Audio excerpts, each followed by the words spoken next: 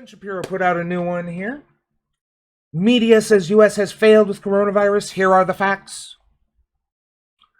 So it looks like Benny Boy is trying to defeat the coronavirus with facts and logic, as is his usual MO. This should be very interesting to see how he contorts facts to fit the narrative that we haven't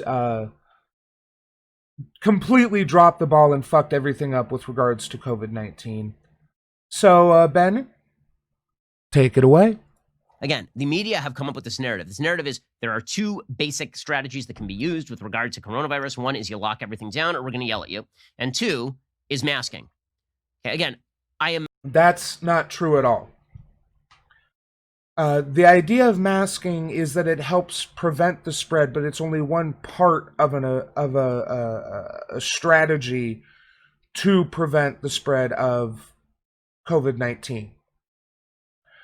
Now, yes, I have seen that various medical figures have said that if everyone wore a mask, we could have this under control in 6 to 8 weeks. But that's referring to the current government or current U.S. situation where we have 150,000 confirmed deaths, and I think we're over 3 million confirmed cases of it.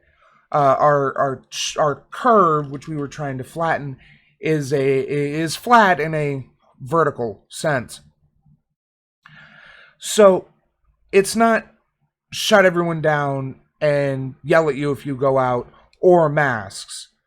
The idea is, as many other countries figured out, shut everyone down for a few weeks, pay people to stay home, and then once we've gotten everything locked down like that, mass testing so we know who still has it, isolate those people, and then everybody wears masks as they go out so that anyone who maybe picks it up somewhere doesn't spread it around to everyone else they meet. I am put off by the fact that people who are promoting lockdowns right now are simultaneously saying, and again, that is Anthony Fauci, the head of the National Institute for Infectious and Allergic and Infectious Diseases, and the NIH director, both touting New York as an example of what to do. I don't know how that's possible. I really don't know how that's possible. Andrew Cuomo, he did not, the governor of New York, he did not shut down the subways until the beginning of May. Okay, he didn't clean them until the beginning of May. Like, even overnight, he didn't clean them. Yes, but once they realized how bad it was, they shut everything down and got it under control. That's why we're talking, that's why they're citing New York as a good place, because even though they had such a massive outbreak in March and April, once they shut everything down and took the measures they did, it fixed the problem. They got it under control. He was shipping elders with COVID back into nursing homes for months. Like, how? How is that the example of what you are doing right?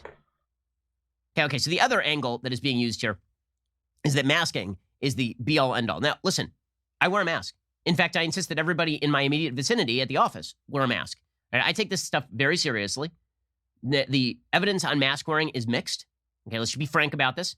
Dr. Scott Atlas at Hoover Institute from Stanford University, he has said the evidence is mixed. The CDC says the evidence is mixed. The WHO says the evidence is mixed. Now, if there is the chance that is going to lower the rates of transmission, then out of an abundance of caution, I recommend masking. Okay, so if the data on masking is mixed, then let's go with the other proven method of shutting everything down and paying people to stay home. Simple, really.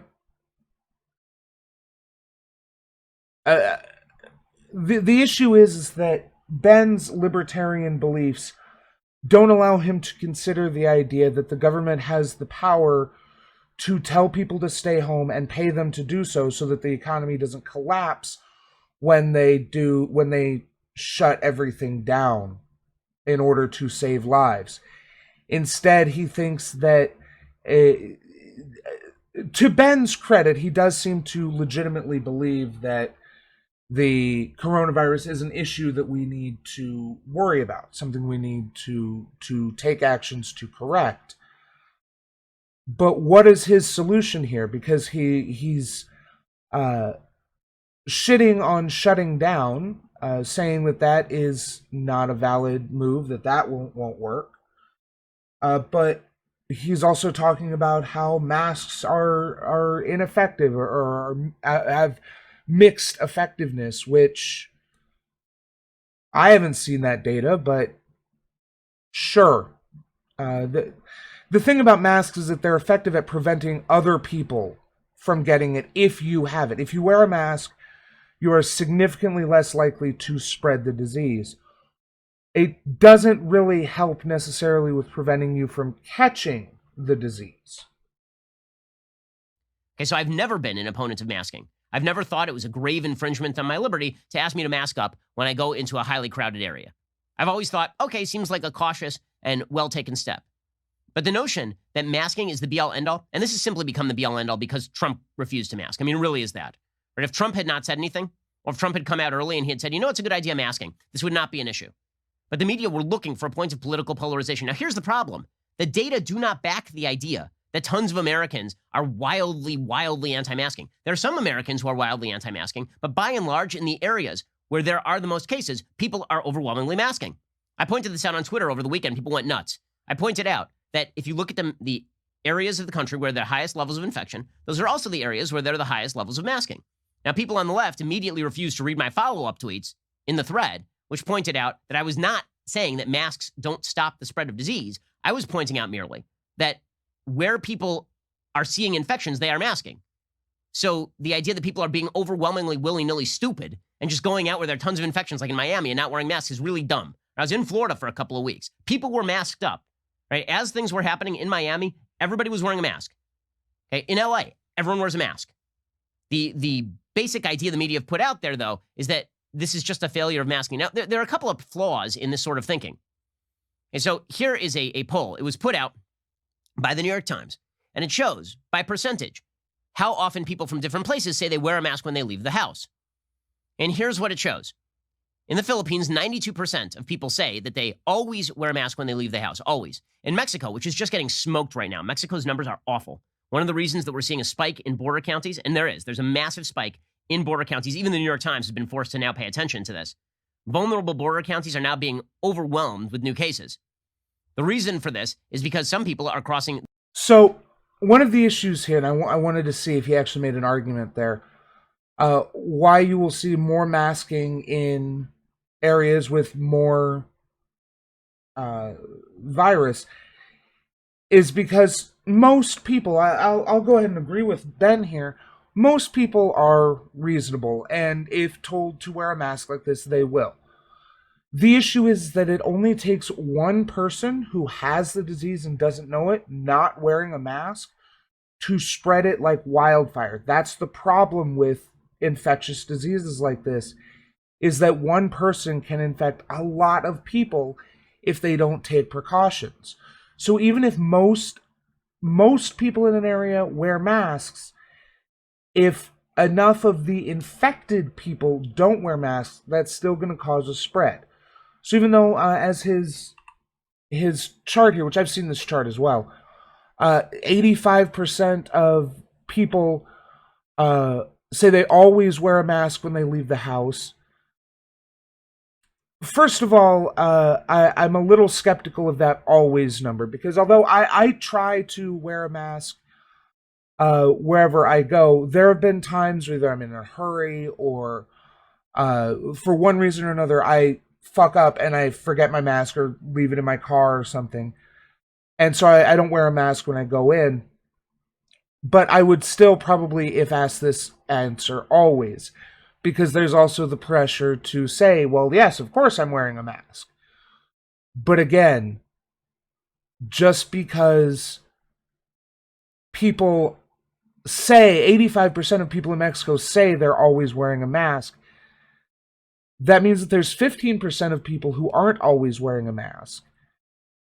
And those 15% of people, if even 1% of them are infected, that's a huge spread and would contribute to Mexico's massive, horrible numbers. Similarly, US, 59% of people claim they always wear a mask. Okay, that means there's 40% of people who don't always wear a mask. And again, how many of those people who claim they always wear a mask truly always wear a mask? They may intend to, but forget it. Or one issue that a lot of people have pointed out is people not properly changing their mask or wearing it incorrectly, or other issues like this. Yes, you can wear a mask, but if you don't have it over your nose, or if you take it down to do something all the time, or if you're constantly messing with your face, or what have you, that defeats much of the purpose of wearing said mask. So his argument here is functionally that, well, places with the highest numbers have claimed that they're wearing masks all the time, so masks must not be effective, when the reality is masks are helpful for preventing people who have it from spreading it, not for preventing people who don't have it from catching it. That's the difference. The border illegally, and because if somebody crosses the border from highly hit Mexico into a border town, it spreads more easily. In the Rio Grande Valley, more than a third of families, according to the New York Times, live in poverty. Up to half the residents have no health insurance, including at least 100,000 undocumented people who often rely on under-resourced community clinics or emergency rooms for care. Places like the southernmost wedge of Texas are seeing a punishing surge in infections. Okay, so Mexico is actually a serious problem. You've seen this in Arizona as well, that Texas and Arizona are getting hard hit, particularly in the border counties. Okay, but Mexico, go back to the chart showing the masking rate. Mexico, 85% of people in Mexico say they always wear a mask when they leave the house. In Spain, which got devastated, 84% of people say they wear a mask when they leave the house. So there is this basic idea out there that masking equals really low rates of death. And then people look at Hong Kong, which, by the way, is experiencing another surge. Actually, the Hong Kong government just announced that they are going to mandate masks. It's not just voluntary anymore. They're going to mandate masks, and they're going to go back into lockdown because Hong Kong has seen a surge in cases. Now, the surge in cases in Hong Kong is like 100 cases as opposed to, 70,000 in the United States. But for Hong Kong, which never experienced a major hit, that's a pretty, like they said, basically it's spreading out of control. We can't contact trace it anymore is what they were saying over the weekend over in Hong Kong. But you can see the differential. Okay, so Spain, their death per million rate, the death per million rate in Spain per million population is 608. Okay, which is significantly higher than that of the United States. I believe we're in the mid 400s, death per million rate. Okay, 84% of the population of Spain says they mask. 83% of the population of Hong Kong says they mask. The Hong Kong death rate is 2 per 1 million. 2. Okay, so there's a pretty wild differential there. So if you're looking at independent variables, masking doesn't seem to be the most obvious independent variable. Italy, right, where everybody got wiped out, 83% of the population says they mask. Germany, where... But Italy has had it under control. So if they say they're masking now, good. And what is Italy's...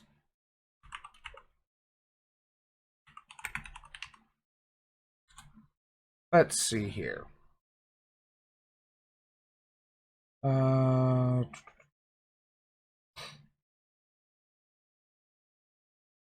This is March. Let's see. This article is from March. So here we go. Wikipedia. Good old Wikipedia.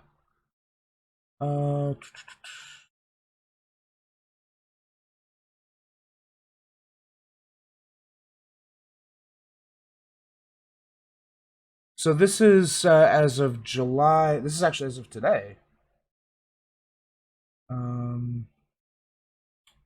But I want to look at new cases. Where's the timeline? Okay. So yeah, they've kept. Okay. So yeah, they've got it pretty much under control. They're still getting cases. Yeah, they're about 300. Yeah, about 300, 100. Yeah, they're still getting a lot of new cases, but not nearly as bad as what they were back in March or April. So Italy has got it under control. they really didn't get very hard hit. 63% of the population says that they mask. The United States, by the way, 59% of Americans say they mask every time they go out of the house. Now, this is all self-reported, so who knows if it's true. Self-reporting social science data is usually the worst, but 59% of Americans say they always mask, as opposed to 14% who say they never mask. And now let's look at some of the other countries on this list. So I want to point out something that I wonder if Ben's about to point out. All of these nations which claim, which are having bad numbers, they have significantly lower numbers of never mask than the U.S. 14%, that's twice as high as Germany. That's 4 times as high as Taiwan. 4 times as high as Japan. 7 to 14 times as high as these other nations which don't have numbers next to their percentage, next to their bars. So I think it's more important to look at the number who never mask, which is significantly higher in the US, which tracks to the idea, because keep in mind, 14% of the US population is a massive number of people. 14% of 328 is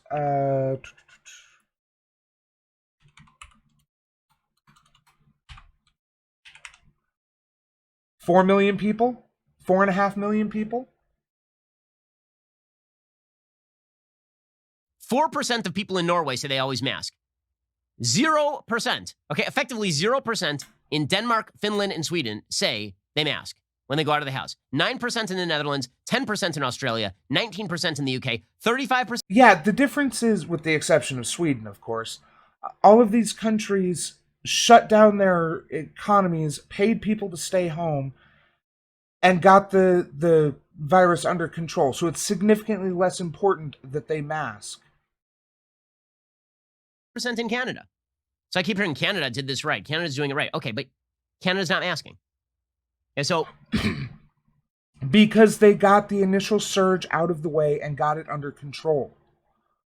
The reason why people are pushing for masking in the United States is because it's a way to help get the virus under control without having to shut down the economy again. What's the deal? France, 54% say they mask, as opposed to 59% in the United States. And yet what we keep hearing is masking, masking, masking. Again, this is mostly because President Trump has not been so active on the masking front. Right? Which, again, I think out of an abundance of caution, you mask. But the very weird notion that America is not masking, like there's not a lot of data to demonstrate this. Yeah, he's ignoring the thing on the very data he was showing, which shows, compared to other countries which are also hard hit, America is much less likely to mask than other countries. 14% was a huge outlier on that otherwise smooth graph. That is a huge number of people who never mask by their own admission. I'm much more inclined to believe people say they never mask than people who say they always mask, even if the people who always mask almost always mask. I don't believe. I'm betting that the data would prove that people who claim they never mask. Okay, I'm looking at the map right now from the New York Times that shows how often do you wear a mask in public when you expect to be within 6 feet of another person. In all of the hotspots, the numbers are in excess of 80% of people. Well, certainly in excess of 75% of people say that they always wear a mask when they are with other people, and nearly everyone else says frequently. Very few people say rarely or never.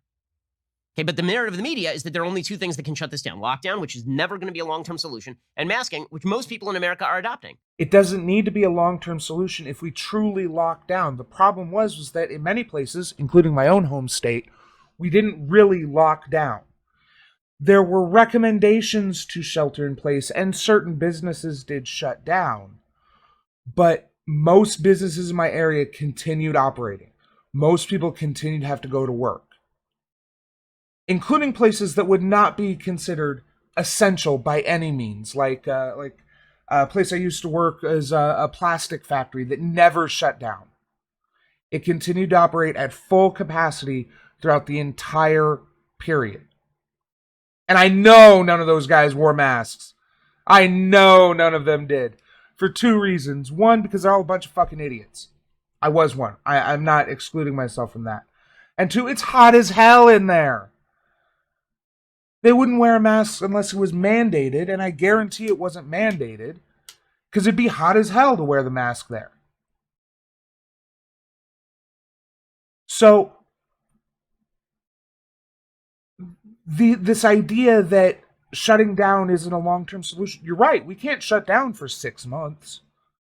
But if we truly shut down, send everyone home, people who can work from home, people who can't get a government stipend just to stay home and, not spread the disease, then we could have this taken care of in a month, maybe less. But the government refused to do that because Trump's tone at the top, and I don't want to blame this entirely on Trump. There's a lot of people who like to blame this entirely on Trump. But there were people who made decisions and were influenced by Trump's rhetoric to not take the steps necessary. Moreover, Trump's rhetoric and Trump's decision-making influenced the Senate into preventing the relief packages and movements that the Congress tried to make happen. Particularly a number of packages that passed through the House and just died in the Senate because Mitch McConnell refuses to do anything. And yet the thing is still spreading. Why? Well, there are a few reasons. One, community spread never stopped. America's a very big country. And because America's a very big, very populous country, it looks a lot more in urban areas like Italy or New York than it does like Vermont. Okay, that's number one, or like Maine. Number two, the strain that's hit the United States is the European strain, not the Asian strain. So comparing what's happening in Vietnam or Hong Kong or Taiwan to what's happening in the United States is not actually accurate. It's a different strain. The Chinese virus went to Europe. There it mutated. It became about 10 times as transmissible. And that's what's been hitting the United States. Now, the good news is... What? Hold on.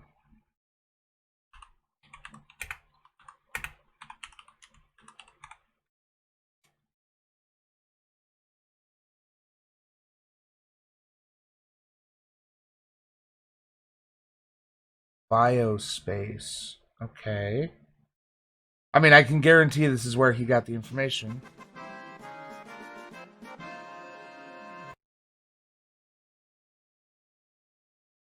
Hi, and Neo-Marxism. Thanks for the follow. What was that? Biospace.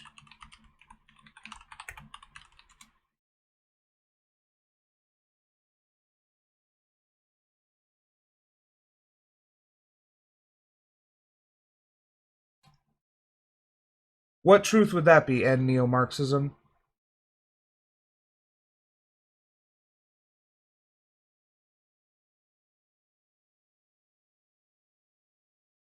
Okay. Okay. So, according to Unslanted, they're pretty unbiased. That Hitler was right? Okay, that's enough to ban you. Say, I only ban people who come in and spout really stupid, unverifiable shit in my chat. So...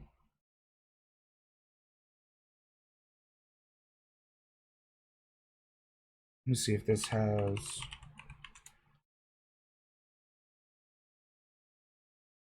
okay. So I'll take this as... but this was... okay.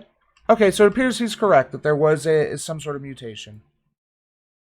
Seems like it was a lot less deadly than the version that was hitting Asia. The bad news is that it's less deadly and more transmissible. You can still end up with a higher number of absolute deaths. Anyone who's played Plague Inc. or Pandemic can tell you that a more transmissible but less deadly virus is a little bit better than a deadlier virus that's less transmissible. Simple as that. But the way the media are pitching this is that the United States is blowing this. There's a long article in the Washington Post today about how the United States is blowing this, and apparently they say we came out too early and we didn't wear masks. Again, we are masking better than most European countries. The difference is the European countries shut down and got it under control before they opened back up. We basically decided we were tired of staying home and companies had lost too much money, so they started opening back up anyway and didn't mandate masks. So it was basically just, well, if you feel like it, wear a mask. And I know that's pushing into authoritarianism, and I'm somewhat uncomfortable with that. But I feel like a government has a duty to its people to enact things which best control, which have the best outcomes for the people. And if that means forcing people to stay home in order to combat a disease that, while it may only kill 1% of people who contract it, if we don't control the spread of it, that means 1% of the US population. And as many other knock-on effects besides, even if you do survive. The reason why Europeans aren't masking as much as Americans are by percentage is because they had it under control. They had contact tracing. They had ways of making sure that if you caught it, you would be put in, you would be able to be isolated. And more importantly, again, at the beginning, during that first wave, they forced people to isolate entirely. Countries that are masking better than we are have a higher death rate in many cases. And when it comes, these are just pure statistical facts. We are testing more than any other country by a huge margin, an enormous margin. So when we talk about the number of sheer cases being detected, President Trump would be wrong if he suggests that the tests themselves are basically the reason why we see skyrocketing cases. We see skyrocketing cases because there are skyrocketing cases. But he is right when he says that we are seeing numbers, like actual confirmed numbers, because we are doing more testing. That is true, obviously. Again, that doesn't mean that the spread is false. It just means that we are seeing the spread more clearly than a lot of other countries. We're doing more testing. We opened up at the same time as a lot of European countries. True.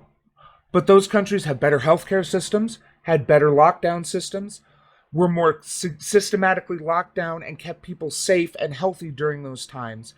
And the lockdown didn't cause 30 million people to lose their health insurance. So while we can compare our timelines to other countries, the data shows that we opened up too early and that we didn't lock down enough. We are handling this pretty well in the hospitals, and mask wearing is generally being adopted. But the media's narrative is that we are uniquely defenseless. We blew this in a way nobody else blew this. Here was Chuck Todd yesterday suggesting the United States is uniquely defenseless against the virus. Again, I'm looking at the death rates per million. Okay, this is from Worldometers. I'm looking at death rates per million. And the death rates per million across the world, the United States is not number one. The United States currently ranks number 10 after Belgium, San Marino, Andorra, UK, Spain, Italy, Sweden, France, and Chile. And so the United States ranks number 10. Brazil is close on our heels at number 12. The Netherlands is at number 13. Mexico is close on our heels at number 16. The United States is not, in fact, uniquely defenseless against the spread. So, one big issue with a per million data, and I understand that that is a standard across the board, is that there are a lot more millions of people in America. There's 330 million people in America. So if 300 people get it in America, that's, less than 1 per million? But if 300 people get it in a country with 10 million people, that's like 1 per million. Math isn't my strong suit, but my point is that even when looking at it per million, there's a lot more millions of people in America. That's why we look at actual numbers of people dead, numbers of people infected, where we're near the top, if not at the top. The United States is struggling with it just like pretty much everywhere else that had community spread without heavy testing and tracing at the very beginning, right? I think we should actually distinguish between nations that never got hit hard, right? They didn't have a key number of early cases and got on it early, and nations where it had already spread so widely that it was community spread before you could even do testing and tracing.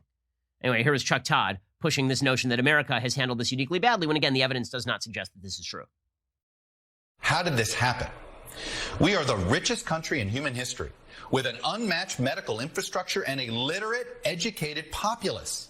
Yet today, we stand uniquely helpless among industrialized countries in the fight against COVID-19. A world that once looked up to us to do the impossible now averts its eyes over our failure to do the possible. Okay, again, I'm just wondering what he thinks the possible looks like when we have locked down virtually every part of the country for long. We didn't. This is the problem. You're lying, Ben. We didn't lock down the country enough. Some places locked down enough. Sure, those places are recovering. But some places, like my state of Iowa, didn't lock down enough. In fact, many places didn't really lock down at all. And those places are not recovering. We're worse than ever. We're getting worse. So this is a bald-faced lie that we locked down as well as anyone else. We did not. Long periods. And more importantly, even when we did lock down enough, that still caused millions of people to lose their jobs and access to their health insurance. Which means that if they did catch it, or any other medical issue they may have come down with, then that caused them to similarly cause more issues because they couldn't get the help they needed. So they continued to spread it because they couldn't stay home. They had to either work or look for a job. What are they supposed to do? They don't have health insurance to deal with any medical issues. There's no robust safety net, so if people don't have a job, they're fucked. This is a bald-faced lie that we handled it as well as other, particularly European nations. And it's telling that many of the nations he's referring us to are poor developing nations. Time, and most people are masking. The national mask mandate from the Congress, I'd like to see Nancy Pelosi promote it. Do it. I mean, let's see if we can get away with this constitutionally. Most people are adopting smart behaviors. By the way, before lockdown, people locked down. Okay, people are generally... I'll agree. Most people are adopting smart behaviors, but not enough people. Because not enough people, even most people, is not enough to deal with a disease like this. Like, again, I'm an anarchist. I'm not a huge fan of the state. But in our current world, we need a mandate to force people to follow these safe procedures, these best practices. We mandated people wear safety belts. And now most people, almost everyone, wears safety belts. We mandated things like headlights and airbags and other safety features in cars. And now most vehicles have them. Well, all vehicles have headlights, obviously. But things like airbags, and I'm only saying most because there's still a lot of old vehicles on the road. There are safety things that we mandate that nobody looks at because they've already been in place for years. Now we're talking about a temporary mandate to require masks in public. And people are balking and saying that this is infringing on their rights. Or claiming that they can't breathe when wearing a mask. Bitch, fuck you. The worst complaint I have about wearing a mask is that it fogs up my glasses sometimes. Fuck you. Generally acting in self-interested fashion. The lockdowns helped slow the spread, which is what they were supposed to do. They were never the full-on answer. Then what is the answer, Ben? Because that was what they were supposed to do. They were supposed to halt the spread, to bring it down to where we could deal with it. The problem is that we opened back up and people disregarded any kind of social distancing rules, and the disease spread like fucking wildfire. What is the solution then, Ben? This is the narrative. The narrative is that the United States has blown it in every way, except for the Democratic areas, which have done incredibly well, like New York, New Jersey, and Connecticut, which is just a joke. Yeah, that is not correct. How this thing got political, as opposed to everybody is struggling with the right answers in an unprecedented time, I think it's pretty obvious that all we are seeing. Okay, fuck it. Fuck this, Ben. It got political because of people like you. Because people like you claim that it's a red versus blue issue, and because the polarization of people like Trump have led to the situation where in blue states like Illinois, things are under control and largely taken care of, although they're worse because they share borders with places like Iowa, who's run by a Republican governor, where things were not properly under control. What is the solution, Ben? If the solution isn't to shut down everything but what is needed to keep the country running at a bare minimum and mandating masks if people have to go out into public, what is the solution? I'm all ears, Ben. Hey, thanks for watching. Hope you enjoyed the show. Remember to like, share, and leave a comment because it helps me. Subscribe and ring that bell to help you. Thanks, and we'll see you next time.